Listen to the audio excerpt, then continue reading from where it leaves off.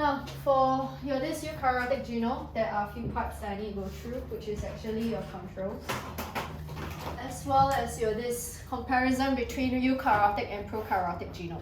By now, you all should know already, for this eukaryotic genome, we have this two main types of chromatin. You just need to focus on your two main types, which are this nucleosome, alright, which are associated with your histone proteins. Later, I'll talk about this. And then later, we also have this loop solenoid domain, usually in heterochromatin form, okay, where you can see how every loops is actually attached to a central protein scaffold, which is non-histone-like. However, I'm going to summarize because you all study this prokaryotic genome already. We need to compare between prokaryotic genome and then your eukaryotic genome here. So I'm just comparing between features and then between these two, because who knows? You never know if they can come up for assay. So we have here this prokaryotic genome, and we need to compare with my eukaryotic genome here. This is my features. Let's talk about feature number one. Feature number one is actually the form of your genome. You should know already for this prokaryotic genome, your form of genome is actually what kind of DNA, Megan? Circular, double-stranded DNA. So again, that's why you can see later you have no end replication problem at all. Okay, so again, advantage of this, you can write at the side, is that this one, you will have no end replication problem. Okay, so later we'll discuss what is the end replication problem. So for eukaryotic genome, on the other hand, you should know we have linear double-stranded DNA. So you will definitely have end replication problem. Ready? I need to talk about how do we discuss, okay, how end replication problem exists. So this is my parental strand. You know your parental strand usually, how come is that end replication problem? There is always the two things you have to write for exam. So, satu, dua. Mara, can you tell me? On your parental strand, what is always going to be present so that DNA replication can always occur? From which primer? From what? From the RNA primer. Okay, so the RNA primer, do you all agree? We are always looking at the first primer, or you can say how the RNA primer on the 5' end of the daughter strand. So what's the standard answer to explain why we have end replication problem? So how do you say when the RNA, okay, the 5' end of daughter strand are removed by your school, you learn this. One. So DNA polymerase 1 are removed. Okay. So what happens? Kalantia, how do you write? There is absence of. Because we know, right, this one is by right to provide the 3' OH, then you can synthesize, 3' OH, then you can synthesize, right? So when they are removed, and they will be replaced. Why? Due to absence of 3' OH. So the DNA polymerase is unable to replace replace the missing RNA with DNA. So how do you actually explain end replication problem? Always number one, mention how. When you're this first primer, okay, at this 5' end of the daughter strand are removed, alright, by DNA polymerase. Some schools just learn DNA polymerase, some schools specify DNA polymerase 1. For me, follow your school. Okay? When they are removed, can they be replaced? They cannot be replaced by DNA, cannot be replaced with DNA due to absence of 3' OHN. Okay? Due to absence of a pre-existing 3' OHN. That's why there is always shortening. This is your end replication problem. Alright? Next one. Second feature between this prokaryotic and eukaryotic genome is the size of genome and number of nucleotides.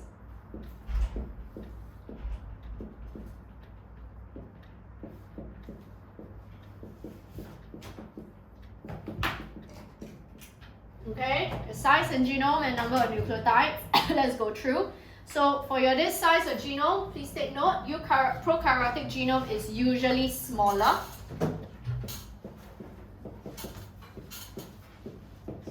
Idea is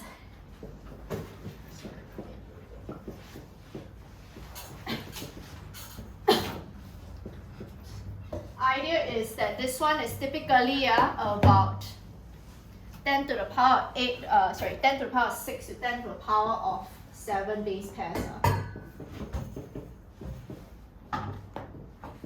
So advantage of this, we need to learn the advantage. The advantage of having a smaller genome is for what purpose? Is so that you can have faster binary fusion.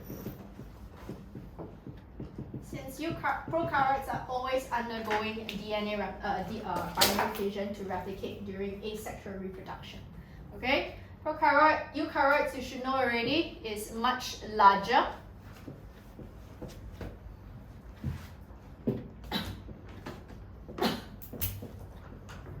Okay?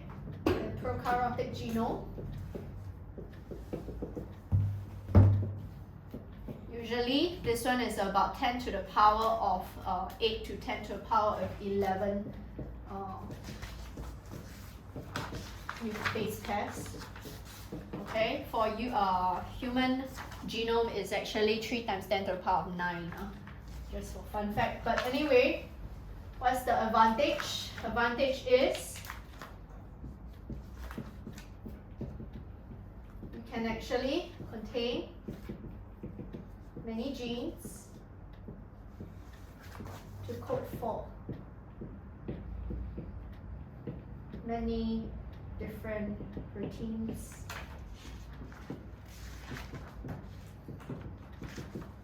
involved in different metabolic pathways.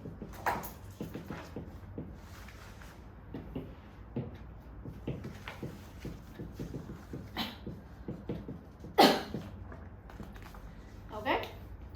Next one, chromosome number.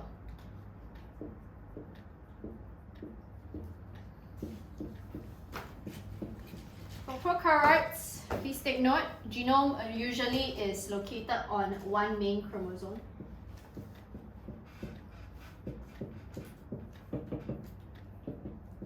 That means it's only haploid.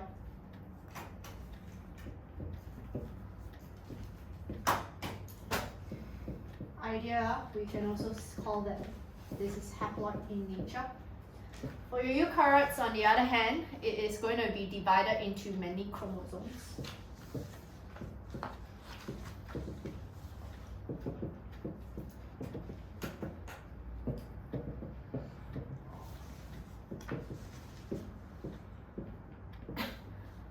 Alright, so idea is number of chromosomes is species specific. Humans will be again 46 chromosomes, and then other animals will have different number. Reason is you can also call this diploid or more. So idea is that advantage for this so enables presence of homologous chromosomes. If I have presence of homologous chromosomes, this will actually help to actually increase GV, okay, by crossing over or independent assortment.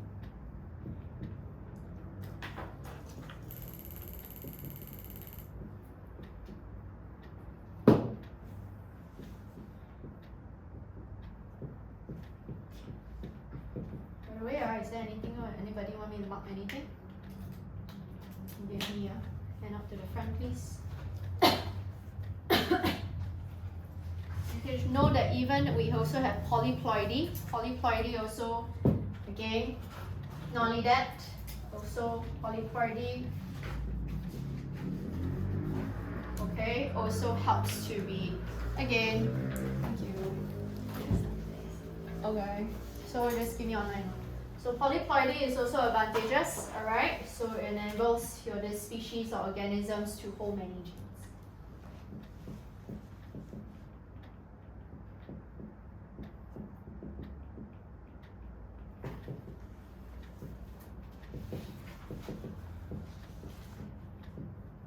Alright, you should know there are polyploidy, which is more predominant in plants, okay? Because you should know plants, your banana can be triploid, your potato tetraploid, all this is important, okay? What else? We also have presence of plasmids.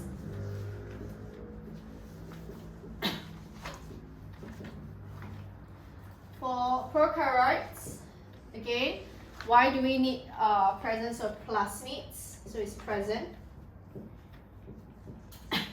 Plasmids can actually confer additional traits, such as, for example, the ability to metabolize a new substrate, as that is actually highly important in a resource-scarce environment. Okay, so that is one. Or we can even have, let's say, this ability to have antibiotic resistance. So advantage is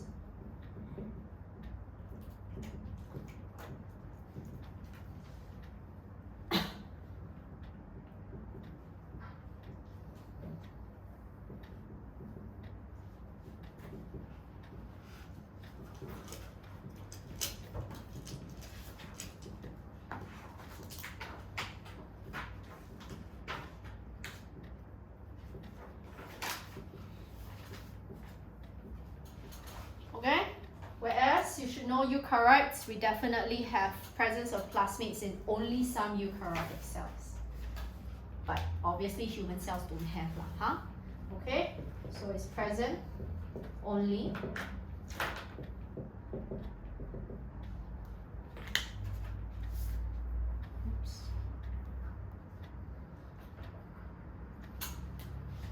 some eukaryotic cells like yeast.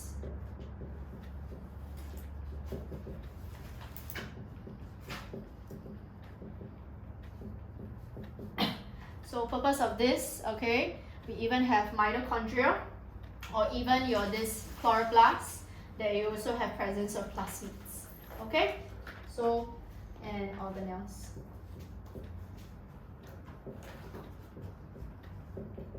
Which is essentially mitochondria and chloroplast. That's why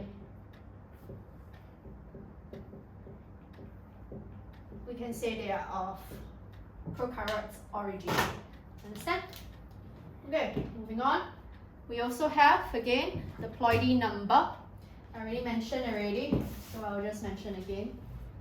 Let me just erase. So ploidy number is also another one.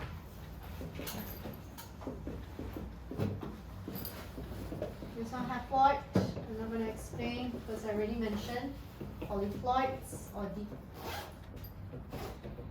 at least diploid.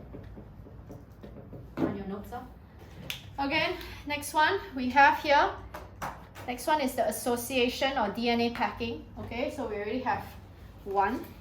So what is the way we actually pack our DNA? Ready? Now erase.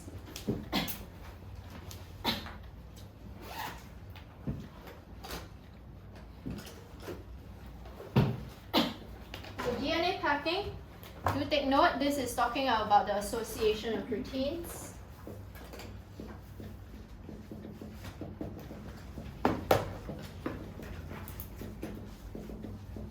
The association of proteins, you should know already, this is actually associated with small amounts of histone-like proteins, but they are not histone.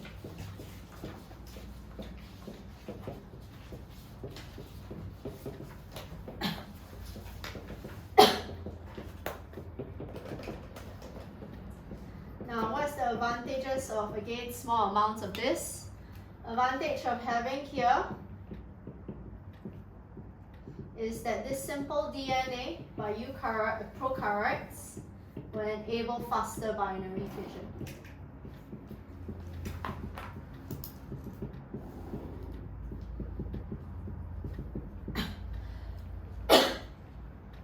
Okay, whereas my eukaryotic eukaryotic genome, you should know already, is associated with large amounts of histone proteins.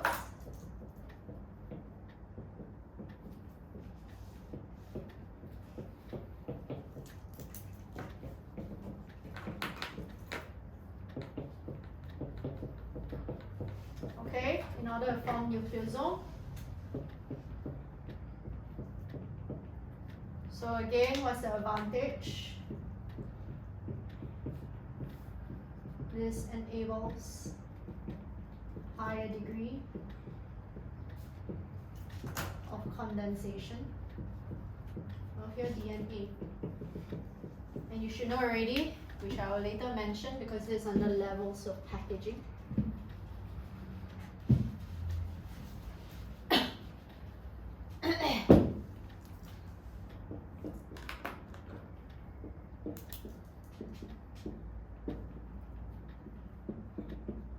So the level packing number one is that you have high degree of compaction still. I'm not saying condensation, I'm saying compacting in a smaller space. Okay, so bacteria is actually highly coiled due to supercoiling.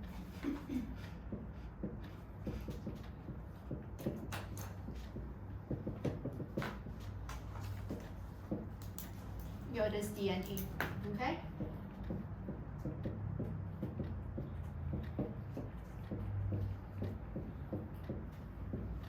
Whereas on the other hand, this has even a very high degree condensation.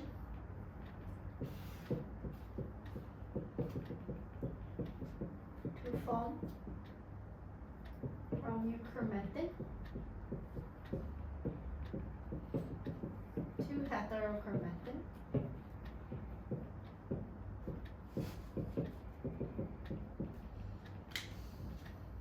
Advantage, two of them. First advantage, conversion is now you can convert between euchromatin to heterochromatin. Okay, this one actually enables control of gene expression.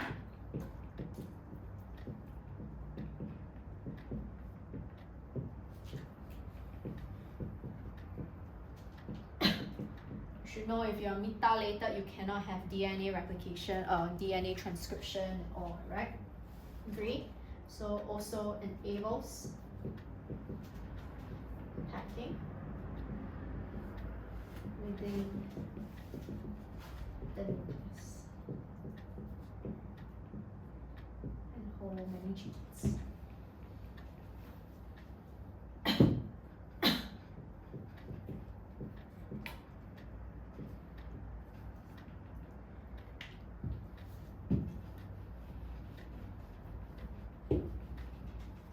Right at the top so people can see.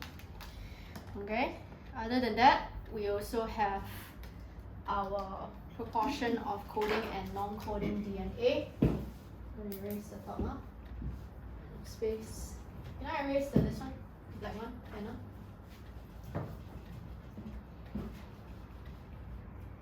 So again, another feature that I can talk about is our proportion of coding and non-coding.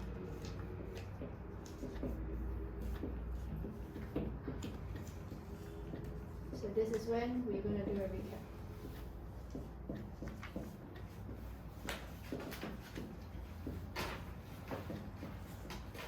Okay, you should know already, you have very high proportion of coding, small amounts of your this non-coding.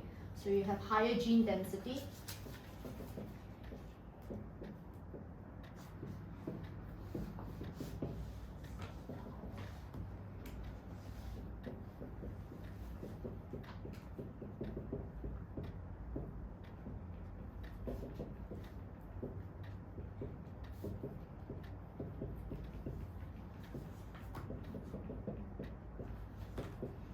They still have write non-coding because you still have promoter, terminator, operator, cap binding site. They do not code for genes. Understand? So whereas eukaryotic genome, you have again very low proportion of coding genome. Okay, you have much lower gene density. That's what I'm trying to say. Because about 98% is all non-coding, but they are not junk DNA. Even the non-coding regions, they have function. Okay, so lower gene density because of, you should know, lower proportion of coding and higher proportion of non-coding.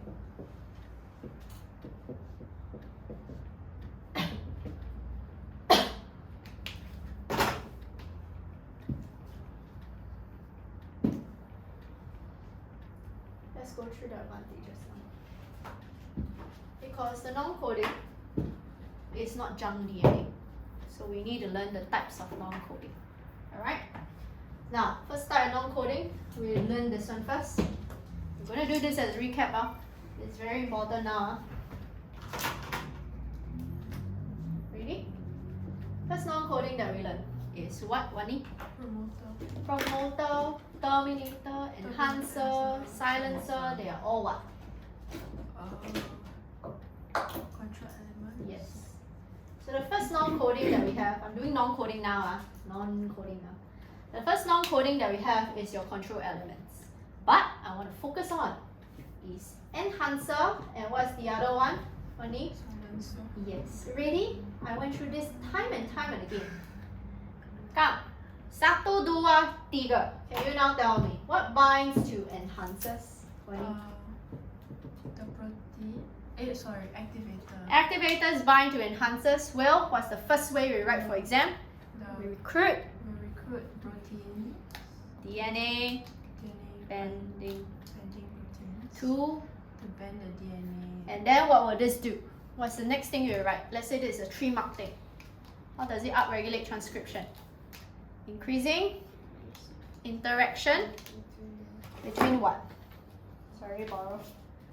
Again, you don't know if those who are actually finding out this one, I should Google my notes. But anyway, it's actually on the 3rd page on your notes, 4th column. So what do you see here, dear?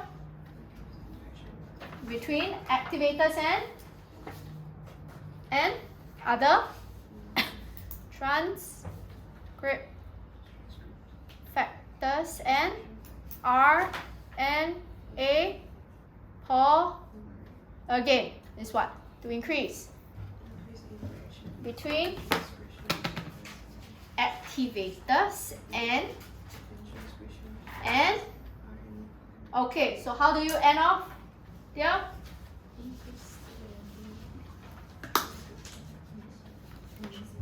Complex, increasing stability of the transcription initiation complex. Silencers, can you tell me, Myra, what binds to silencers? When repressors bind, we learned that there are 2 main ways you can do to this gene expression. Either they inhibit gene expression entirely. What is the key phrase that is related to inhibiting gene expression entirely or inhibiting transcription?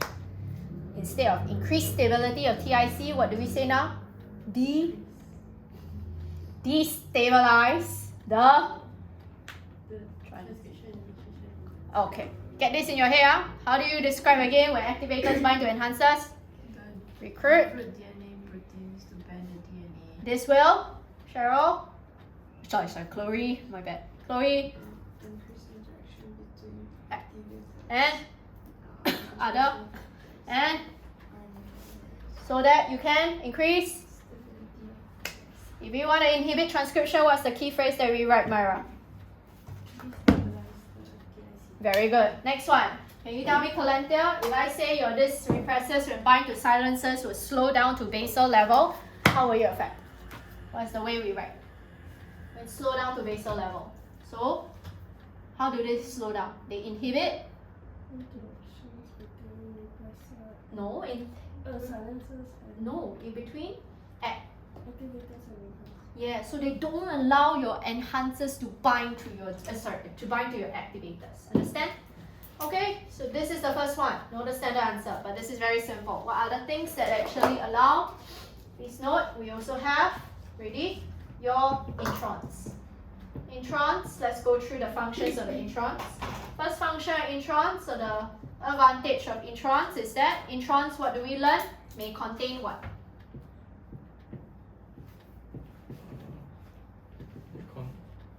Never mind. May contain what? Control elements. To To regulate. regulate the rate of transcription. To regulate transcription. Yes. Another one. Introns contain what? Splice sites. Usually different splice sites is recognized by different spliceosomes. What does this facilitate? Can you tell me? There's this phrase, site A, what kind of splicing? All this splicing. Ready? This is very, very important. If you want to explain alternative splicing, satu dua, first one, what do we always say? During alternative splicing, what happens here? You have different splice sites, right? Agree? So the different splice sites that we have, what does this actually form?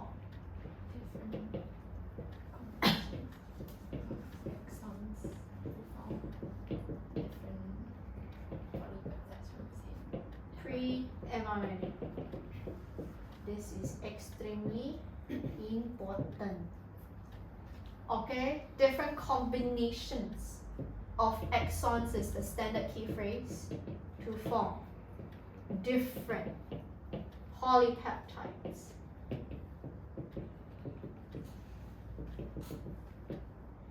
From the same pre-mRNA. For those who do not know what's alternative splicing, I'll briefly explain. When you have your pre-mRNA, you have some that is your introns like this. And then this is your exon number 1, 2, 3, 4. Idea is that spliceosome, they always just recognize a 5', oh these are introns, a 5' end, okay? And then later, they can just recognize a 3' end here. So you can actually form exon 1, 2, 3, 4. But sometimes you can skip another exon because you just recognize one and recognize the other. Do you see I also can form 1, 3, 4? If I have 1, 3, 4 exons, isn't that going to form different nucleotide sequence? Will they form different amino acid sequence and therefore different polypeptide chains? So this is what it means for alternative splicing. Okay? Next one. We also have, again, your centromeres. I went through this before last week. Let's do this as a recap. Myra, starting with you. Standard answer to explain what is the role of centromeres. They associate with what proteins? The number one? It's like K. Don't stop there. For what to attach? That is the full way you write. There are two reasons, right? Satu dua. First one, what is what? Why must we have kinetochore for microtubules to attach? Is to what? Ensure, like in metaphase, to ensure, keyword, what kind of alignment? So P, along the proper alignment of chromosomes along the metaphase plate. What's the second key phrase that we write for the reason why must associate with kinetochore proteins?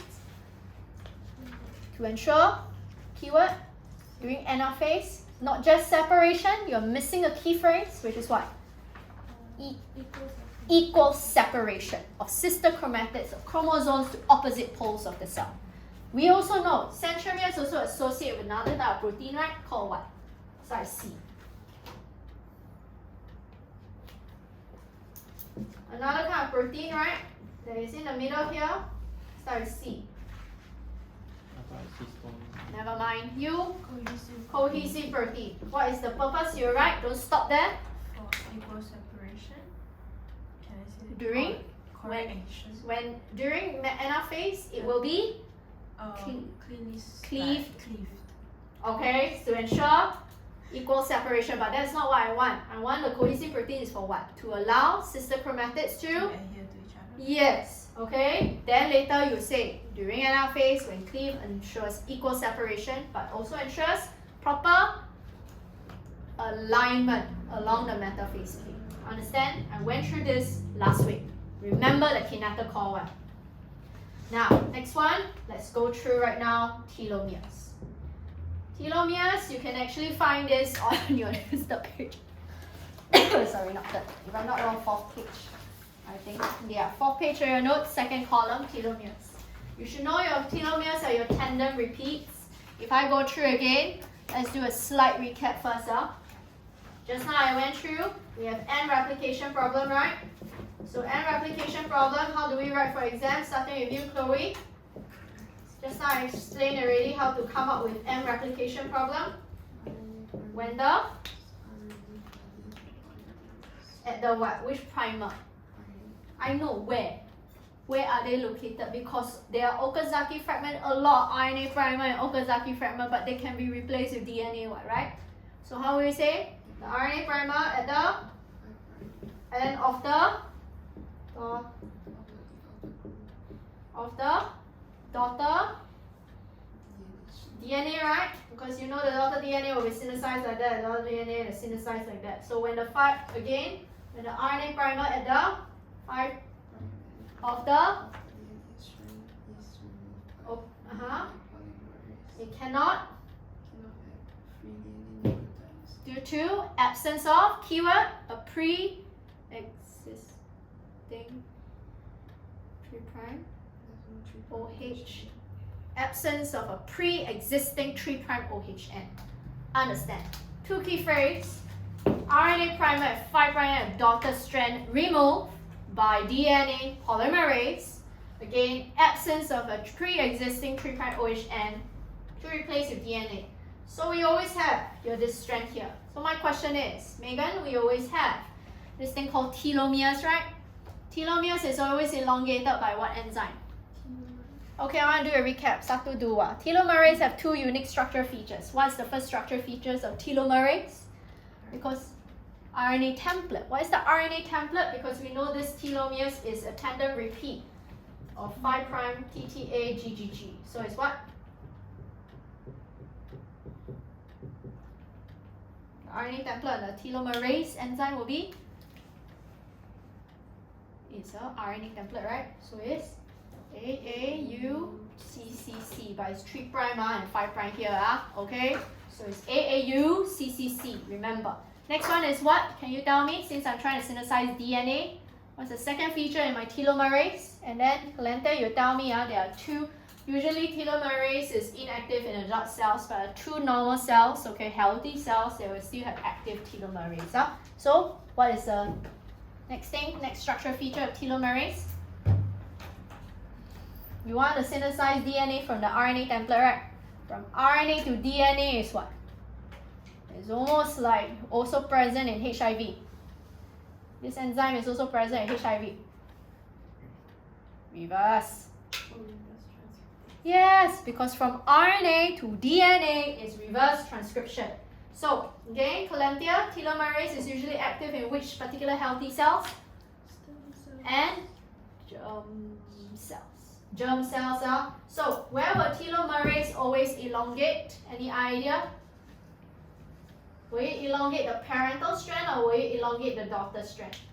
That's my question. Because they only can elongate one strand. No.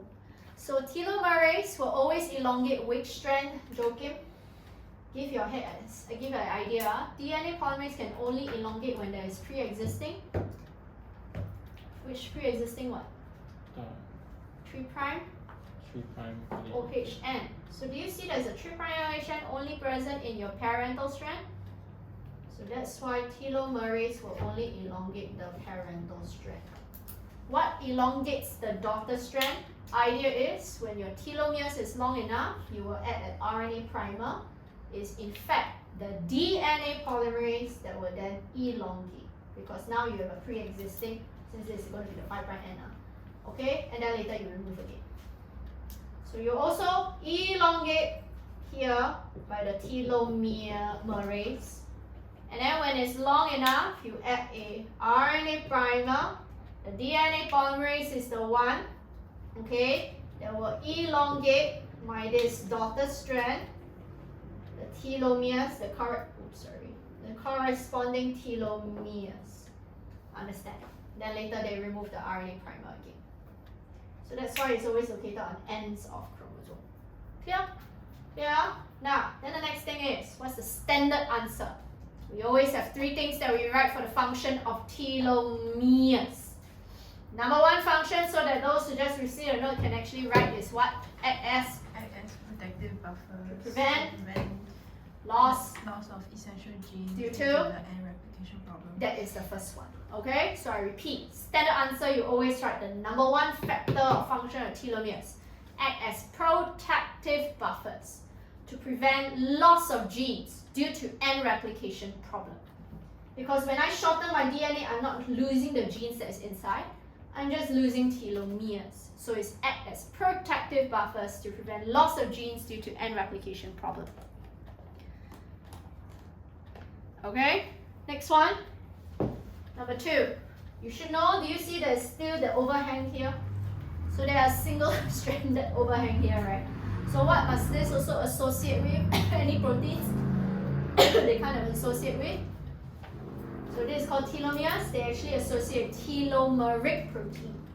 Idea is that telomeric protein will bind, and this will cause your disc to actually loop itself. Okay, so it's again the next one you can write, associate with telomeric proteins to loop the DNA for two reasons.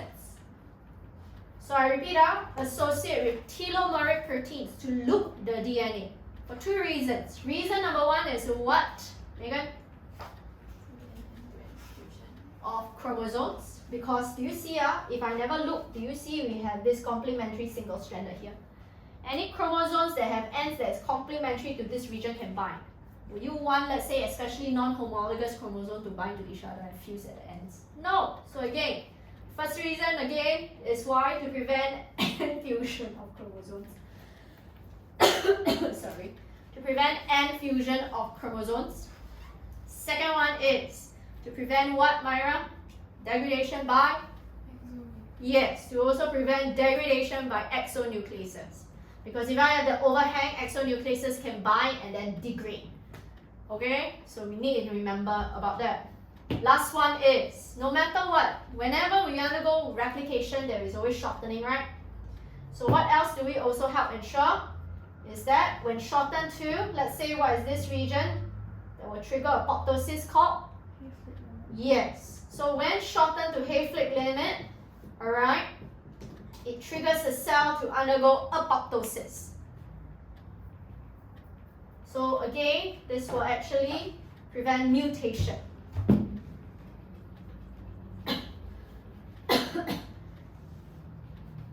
Okay, so I'm just trying to say they are not junk DNA. But we should know prokaryotes. We also have non-coding. What are the non-coding in prokaryotes? First one is your regulatory sequences. Your regulatory sequence, okay, for your this prokaryotes can be like your promoters and operators only.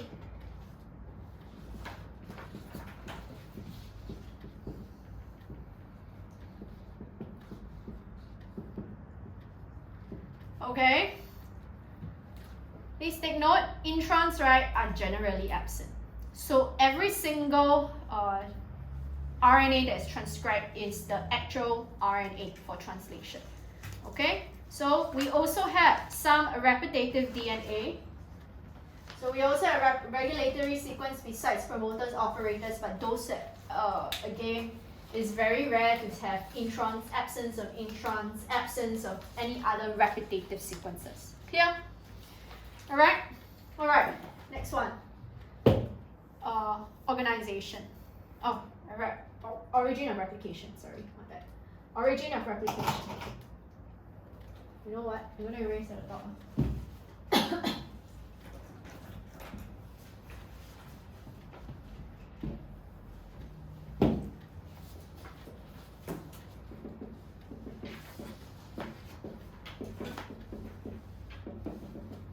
should know prokaryotes only have one, this one have multiple. You need multiple so that you enable fast synthesis of DNA replication, okay, in the large gene. Last one, differences between eukaryotic and prokaryotic is how you cluster your disorganization of genes.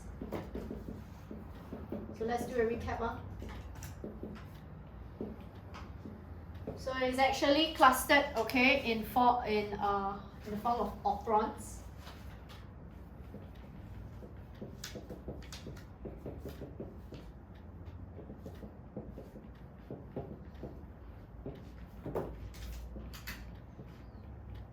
Please take note, you will form what we call a polycistronic RNA. But let's learn the advantages because I went through this under prokaryotes before, right? Okay?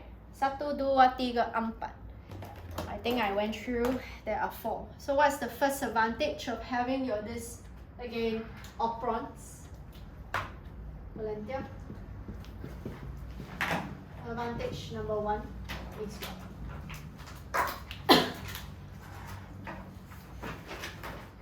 How come one promoter can synthesize many genes transcribe many genes is a good thing?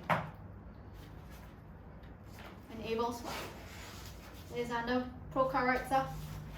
Enables, you think about this, will synthesize how many genes? Many, is it at the same time? Are they involved in a similar pathway? Does this allow easier control? Yes, so the first one is that your simultaneous regulation of these related genes, okay, will enable easier control, okay, into an operon enables easier control. Easier control due to simultaneous regulation of genes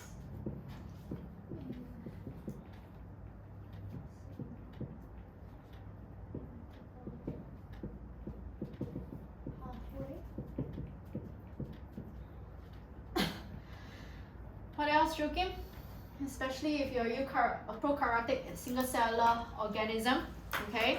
So what does this enable? How come must just straight away just control at 1? Any idea? You think about this, you need to respond in the resource scarce environment, right? So why is it? Why is that essential? I'm gonna elaborate now or here later. But why is that essential? For example, again, why not I ask? Do you think that you want to respond rapidly or slowly? Rapidly. Why? Not to waste. So this will actually prevent wastage, okay, of energy and resources, especially when there's any changes in environment conditions. Understand? So again, enables it to adapt and respond rapidly to environmental changes.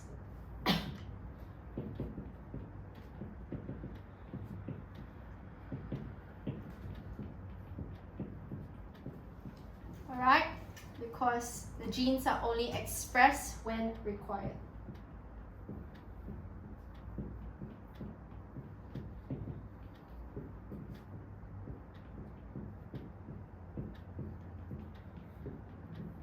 Or you can say how it will prevent wastage of energy and resources.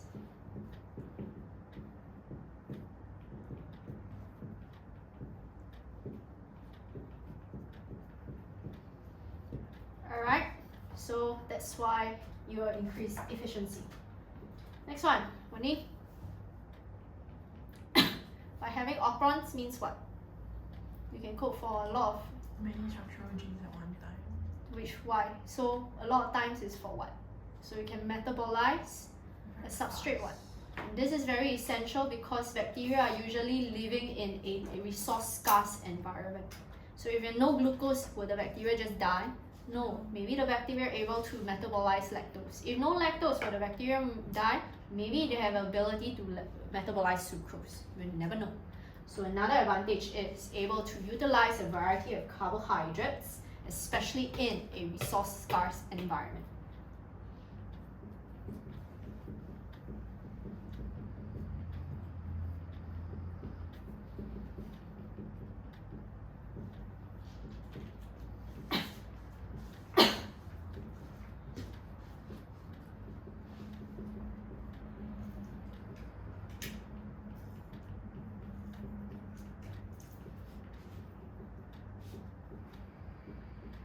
Understand? So all this will actually confer selective advantage. You can write as the fourth one, but I write these three main ones. Alright, next one, you should know. On the other hand, eukaryotes, we have no organization of my genes into operons, okay? There's no such thing, okay? But what is the advantage of that? So again, no operons, absence of operons is usually monocistronic.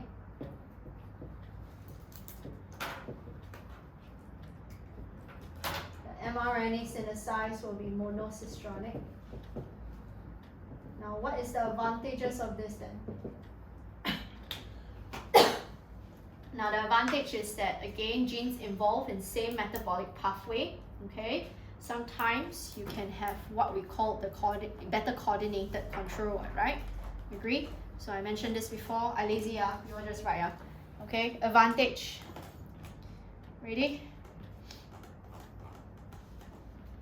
Okay, advantage you can write is that, again, how allows for different metabolic intermediates to be used in different metabolic pathways. Different metabolic intermediates to be used in different metabolic pathways to suit the cell's needs. I'll give you an example. Best example, protein kinase A. You know, like protein kinase A is used in cell signaling, but there may be variety of cell signaling pathways. Can I use the same protein kinase A to phosphorylate another protein kinase in another cell signaling pathway within the same cell? Yes. You understand? So this is what we are trying to say. Yeah? Okay? So this is just to summarize.